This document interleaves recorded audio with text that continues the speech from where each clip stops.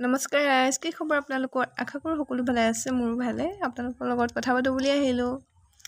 মানুহৰ জীৱনটো ইমানো সহজ নহয়, হয় নাই বাৰু কওকচোন? মানুহৰ জীৱনত বহুতো সমস্যা, ঘাত প্ৰতিঘাত আহে আৰু সেই ঘাত প্ৰতিঘাতে চকু পানীও উলিয়াব, সাহসীও কৰিব, একেবাৰে ষ্ট্ৰং কৰি দিয়ে মানুহক, ভিতৰৰ পৰা মানসিকভাৱে শক্তিশালী কৰি দিয়ে। সেইবাবে মাজে মাজে ঘাত প্ৰতিঘাত আহিবও লাগে, তেতিয়াহে জীৱনটোক বুজিব পাৰি। জীৱন যে ইমান সহজ নহয় আৰু তেনেকৈও মানুহ সুখী হ'ব পাৰি।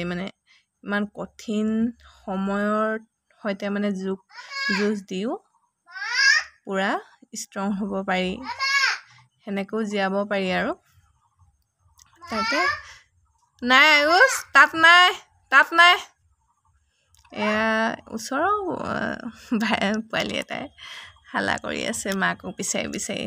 আগতে আমিও এনেদৰে চিঞৰিছিলোঁ দেই, পূৰা মাক 1 মিনিট নেদেখিলেও হয় আৰু মাকে চিঞৰি চিঞৰি গোটেইখন তাল ফাল লগাই দিওঁ আৰু, হয় নাই? আপোনালোকে চিঞৰিছিলে নাই বাৰু?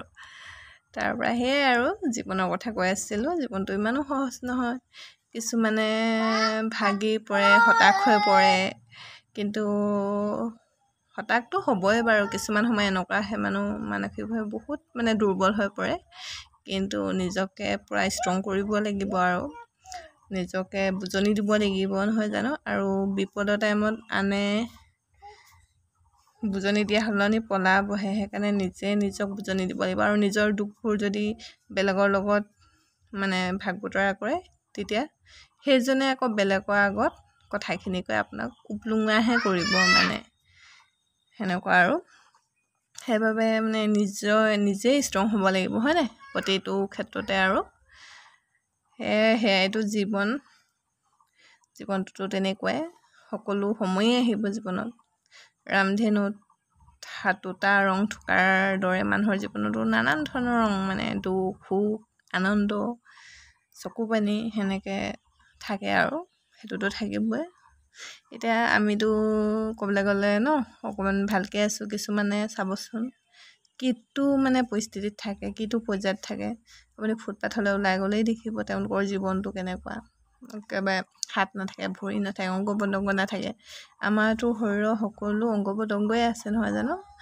শৰীৰৰ সকলো অংগই আছে সুস্থ সবল, সেইটোতে বহুত ধন্যবাদ।